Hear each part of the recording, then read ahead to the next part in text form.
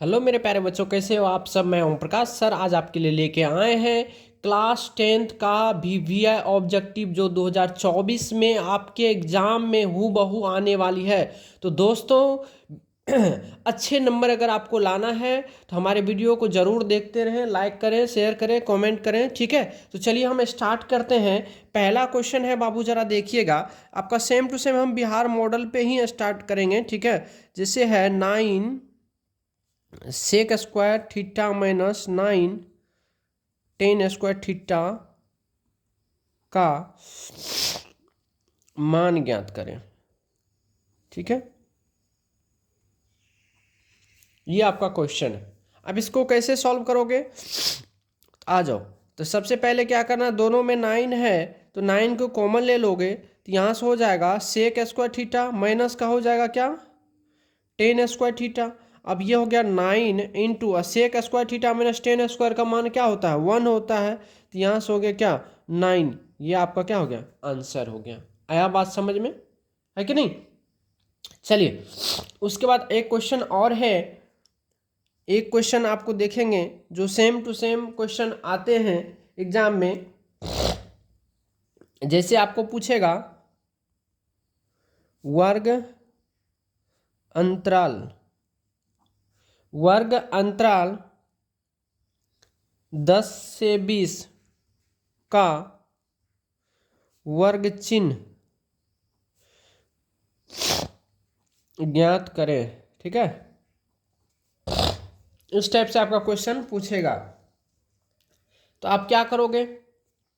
तो कुछ नहीं करना बाबू, आ जाओ यहाँ देखो कैसे इसको सॉल्व करोगे। तो सबसे पहले आपको पता होना चाहिए जो वर्ग चिन्ह, वर्ग चिन्ह बराबर क्या होता है, वर्ग चिन्ह बराबर क्या होता है। एक चीज आप हमेशा याद रखना, ये इसको क्या बोलेंगे, निम्न सीमा, इसको क्या बोलेंगे, उच्च सीमा। तो इसको लिखेंगे निम्न सीमा प्लस उच्च सीमा बट्टे 2, याद रहेगा ना बाबू। तो यहाँ से हो जाएगा 10 प्लस 20 बट्टे 2, तो 20 10 30 बट्टे 2, तो ये कितना हो गया, 15। ये बाबू आपका क्या हो गया, आंसर।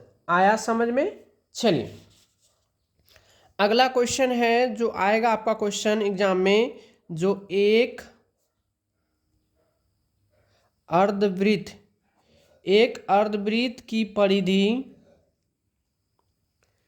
एक अर्धवृत्त की परिधि 36 सेंटीमीटर है तो इसकी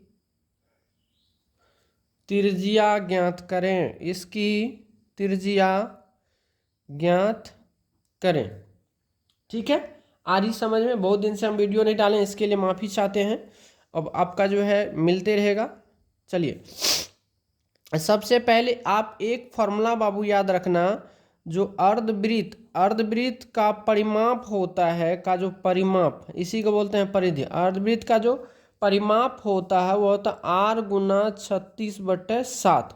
एक पॉइंट बस ये याद रख लेना, जो अर्धवृत्त का परिमाप या परिधि बोलते हैं वह क्या होता है, R गुना 36/7। ठीक है, अब यहाँ से आप बराबर कर दो तो R गुना 36/7 बराबर 36, तो 36 से 36 खत्म हो गया।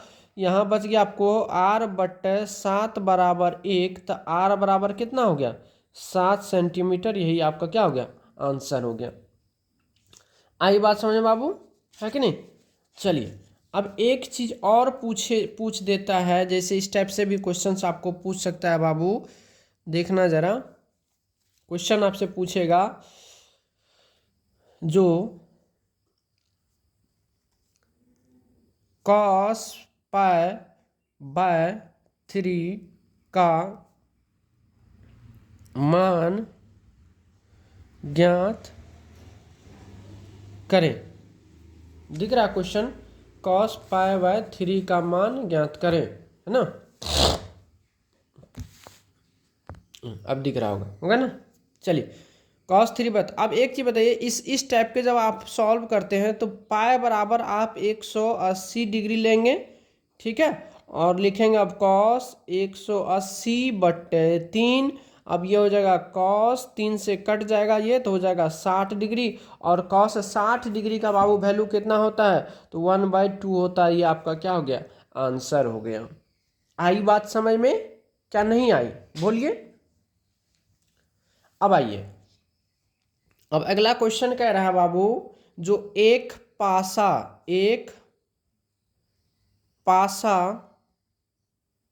फेंकने पर एक पासा फेंकने पर अभाज्य संख्या आने की क्या प्रायिकता होगी प्रायिकता होगी। क्वेश्चन देखिए बाबू, कह रहा एक अभाज्य संख्या एक पासे को फेंकने पर जो है अभाज्य संख्या आने की क्या प्रायिकता होगी। अब चलिए इसको सॉल्व करते हैं। तो सबसे पहले देखिए जब हम पासा को फेंकते हैं तो क्या क्या घटना हो सकती है, कुल संभव परिणाम क्या आ सकता है। तो लिखेंगे यहाँ से कुल संख्या क्या क्या आएगी। तो यहाँ देखिए 1 आएगा, 2 आएगा, 3 आएगा, 4 आएगा, 5 आएगा, 6 आएगा, यही ना आएगा है कि नहीं। तो कुल संख्या क्या क्या आएगा पासा पे 1 2 3 से लेकर इतना तक। तो सबसे पहले एक चीज बताइए प्रायिकता बराबर यानी पी ई बराबर क्या होता है। तो पी बराबर होता है NE/NS और NS बराबर होता है कुल संभव परिणाम और NE बराबर होता है घटना घटने की संख्या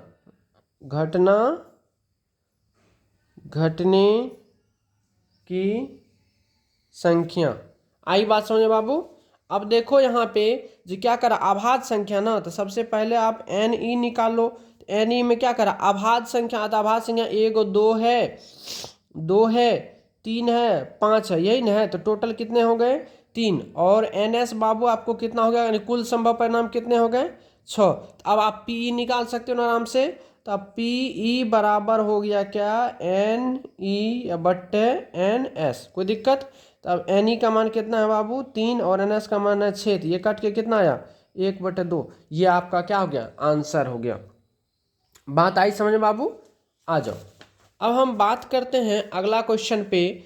अगला क्वेश्चन क्या कहता है, क्वेश्चन कहता है अगला क्वेश्चन देखो बाबू कह रहा है जो दो वृत्तों की, क्वेश्चन दिख रहा है बाबू, दो वृत्तों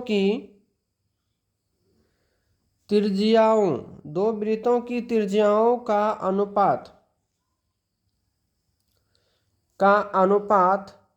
3:4 है।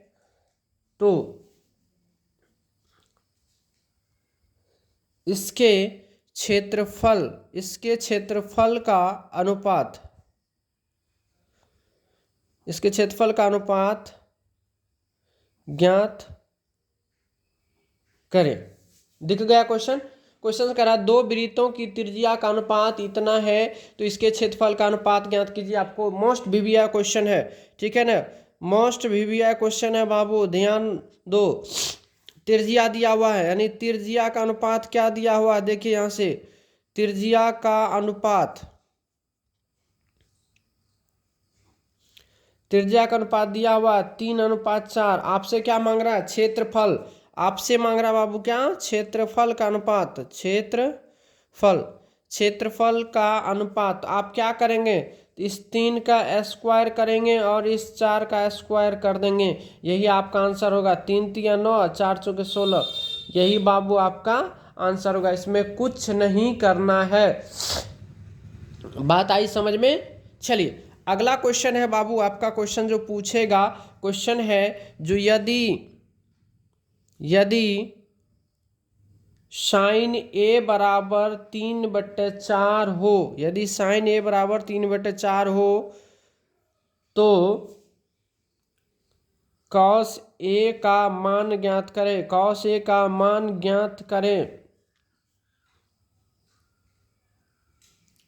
दिख रहा है क्वेश्चन बाबू, कह रहे यदि साइन A बराबर 3/4 हो तो कॉस A का मान ज्ञात करें, है कि नहीं।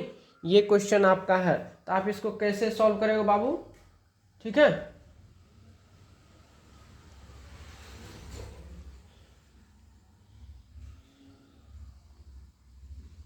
चलो इसको सॉल्व करते हैं हम लोग। तो सबसे पहले एक चीज बताइए, जो साइन ए बराबर क्या होता है, क्या दिया हुआ 3/4, और साइन थीटा बराबर क्या होता है P/H, यानी P और H का मान दिया हुआ। एक छोटा सा यहाँ त्रिभुज ऐसे करके बना लेंगे ताकि समझने में आपको दिक्कत नहीं होगा। तो P का मान ये हो गया और H का मान ये हो गया। तो अब क्या निकालना हमको, B निकालना है। तो यहाँ से निकालेंगे B बराबर अंडर रूट क्या होता है बताइए, H² - P² होता है ना। तो अब करेंगे अंडर रूट क्या 4 का स्क्वायर -3 का स्क्वायर, तो अंडर रूट हो जाएगा 4 चौके 16 -3 तिया 9, तो अंडर रूट हो गया 7, यानी इसका वैल्यू निकल गया क्या अंडर रूट 7। कोई दिक्कत इसमें। अब आपको निकालना है कॉस ए। तो कॉस ए बराबर क्या होता है बताइए B/H। B/H तो मतलब क्या √7/4। यही बाबू आपका क्या हो गया उत्तर हो गया। बात समझ में आई कि नहीं, ठीक है, आ जाओ।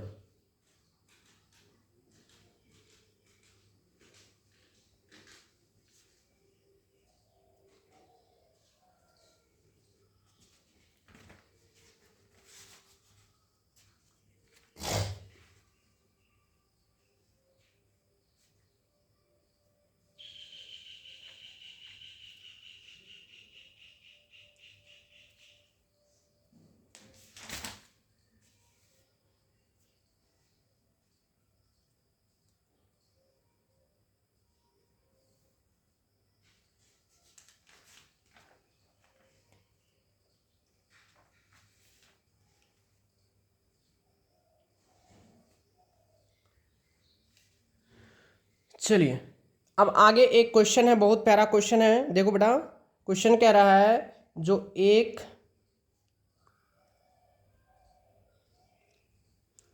सिक्के को 2 बार उछाला जाता है तो कम से कम एक चित आने की प्रायिकता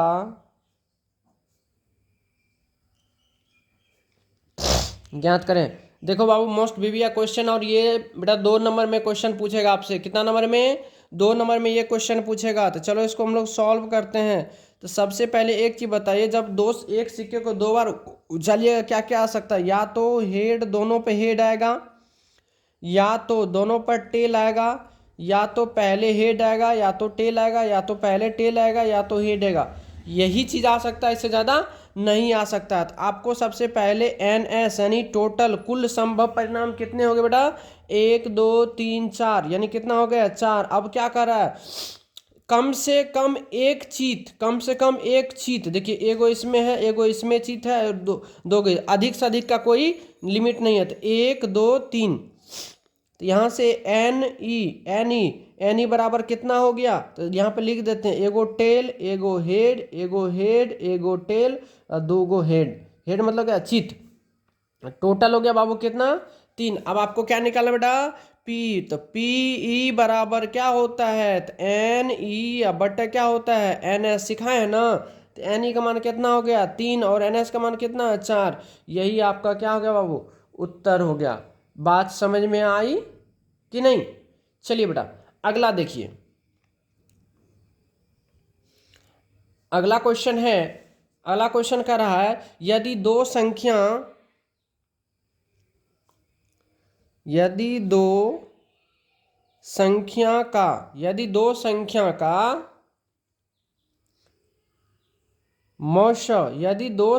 का मौश 145 तथा लॉस 2175 है, यदि इनमें से एक संख्या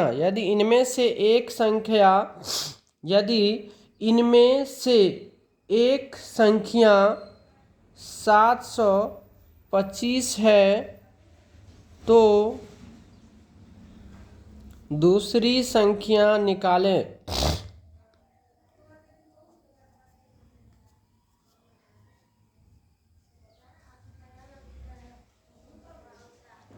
क्वेश्चन दिख लिया बेटा। अब चलिए इसको सॉल्व करते हैं हम लोग। तो सबसे पहले एक फॉर्मूला याद रखना, जो दूसरी संख्या बराबर क्या होता है बाबू, तो होता है लॉ स गुना होता है क्या, म श बटा क्या होता है, पहली संख्या। क्या होता है बाबू, पहली संख्या। तो लॉ स कितना है, लॉ स है 2175, मौसो है 145, अब बट्टे क्या होगा 725। ये 3 मरतबे में कट जाएगा और ये होगा कितना, तो 5 तिया 15, 14 तिया 42, 1 43, 5 तिया 15, 14 तिया 42, 1 43, 435 ये आपका आंसर हो जाएगा। तो दोस्तों मेरे प्यारे बच्चों, यहाँ तक समझ में अगर आई है, आप लोगों को कोई तरह का दिक्कत नहीं है तो आप हमें कमेंट करके बता सकते हैं। और आप लोगों का अगर प्यार भरा रहा इस वीडियो में तो हम नेक्स्ट वीडियो भी आप लोग को रेगुलर देंगे, ठीक है। और इससे मस्त मस्त क्वेश्चन देंगे ताकि आपकी डायरेक्ट एग्जाम में क्वेश्चन पूछेगा, ठीक है। तो दोस्तों आज के लिए इतना ही, धन्यवाद।